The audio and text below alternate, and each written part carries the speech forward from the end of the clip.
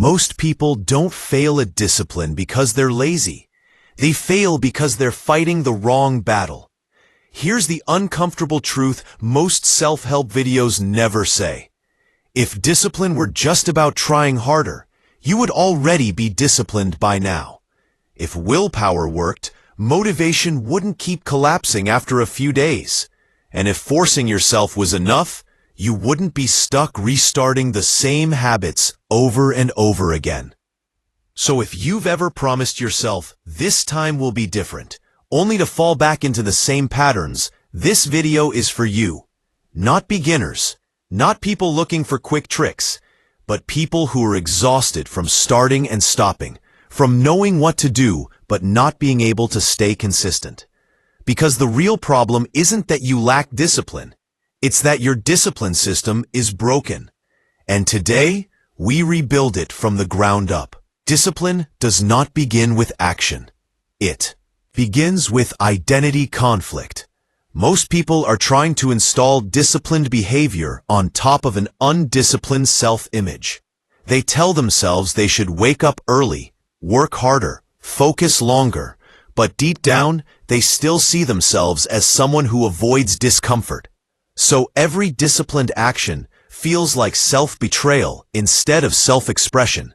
This creates internal resistance, not because you're weak, but because your mind is trying to protect consistency with who you believe you are. That's why discipline feels exhausting. You're not just doing the work, you're fighting your own identity every step of the way. This is where most advice fails you. It tells you to push harder instead of realigning who you think you are. Real discipline begins when your actions stop feeling like punishment and start feeling like alignment.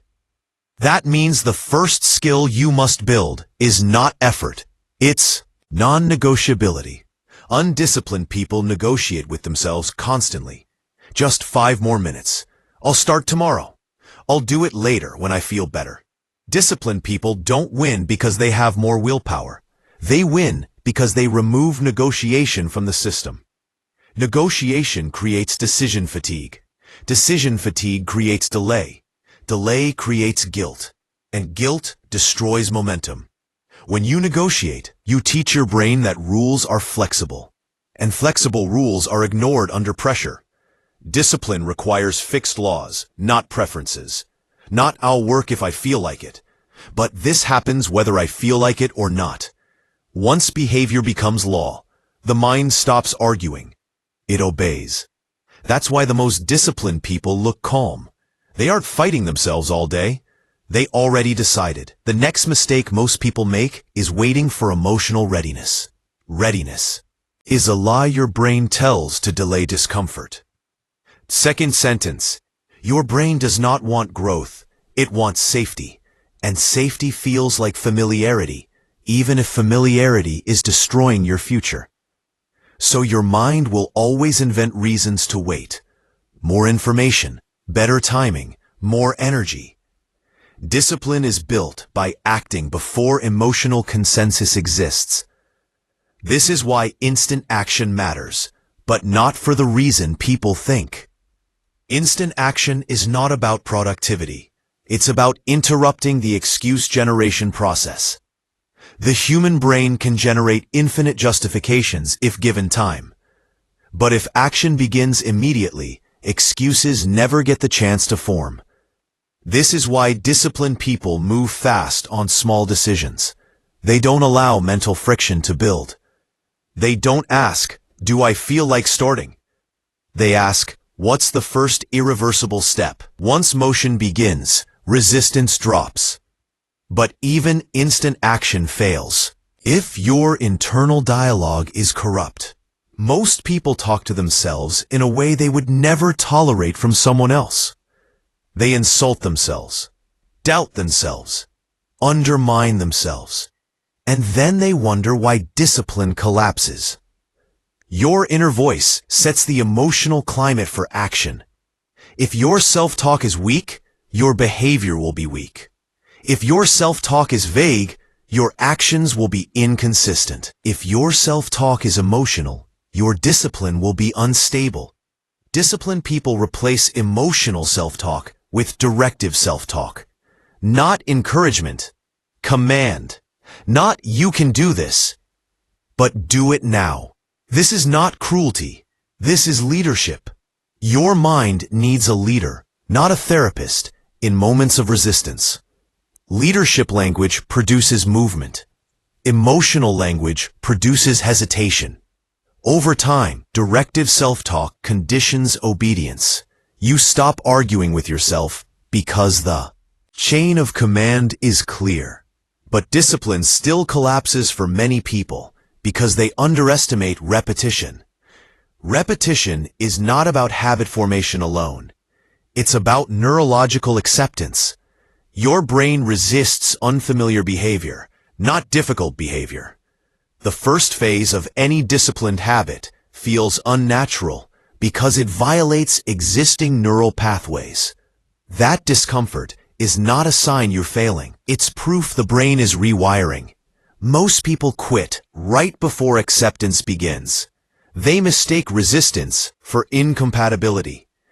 But repetition is how identity changes. What you repeat becomes who you are.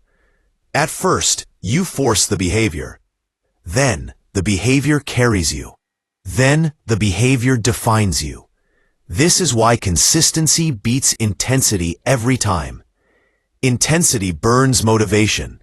Consistency builds identity. But even repetition fails if comfort remains the default. Comfort is the most dangerous. Addiction because it feels harmless. Comfort doesn't attack your goals directly. It delays them quietly, and delay compounds. This is why pressure is necessary. Not stress, pressure. Pressure removes optionality, deadlines, accountability, public commitments, consequences. Pressure forces action when comfort tries to pull you back. Waiting for external pressure is how people end up in crisis. Creating internal pressure is how disciplined people stay ahead. Pressure creates urgency. Urgency kills procrastination. But discipline isn't only about structure. It's about toughness. Mental toughness is not aggression. It's tolerance. Tolerance for boredom. Tolerance for discomfort. Tolerance for delayed reward. Undisciplined people escape effort at the first sign of discomfort. Disciplined people stay long enough for adaptation to occur. The pain of effort fades. The pain of regret multiplies.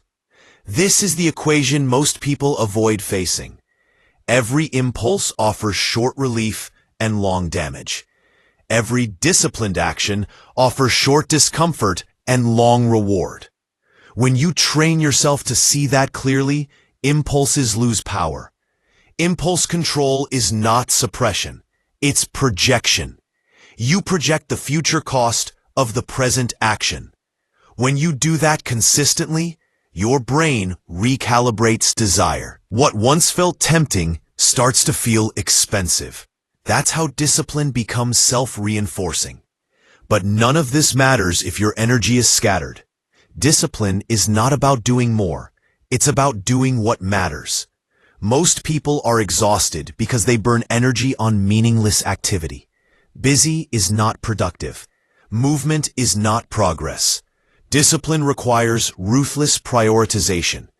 If an action does not build health, skill, income, or freedom, it must be minimized.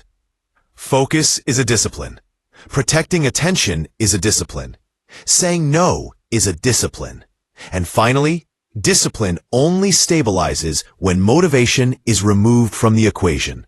Motivation is weather. Discipline is climate. Weather changes daily. Climate is consistent. If you require motivation to act, you will only act sporadically. Disciplined people act because it's who they are, not how they feel. They condition themselves through non-negotiables, routines, and identity-based rules. They don't ask, "Do I want to?" They ask, "What does someone like me do next?" That question changes everything. Because discipline is not something you force forever. It's something you become. And once you become it, effort stops feeling like resistance and starts feeling like integrity. That is when discipline stops being a struggle and becomes a standard. And standards, unlike motivation, do not disappear when life gets hard. If you want real discipline, stop chasing intensity. Build systems, build identity, build non-negotiables. And most importantly, stop waiting for permission from your emotions. Your future does not respond to feelings. It responds to actions. And the moment you stop negotiating with yourself is the moment your life begins to change.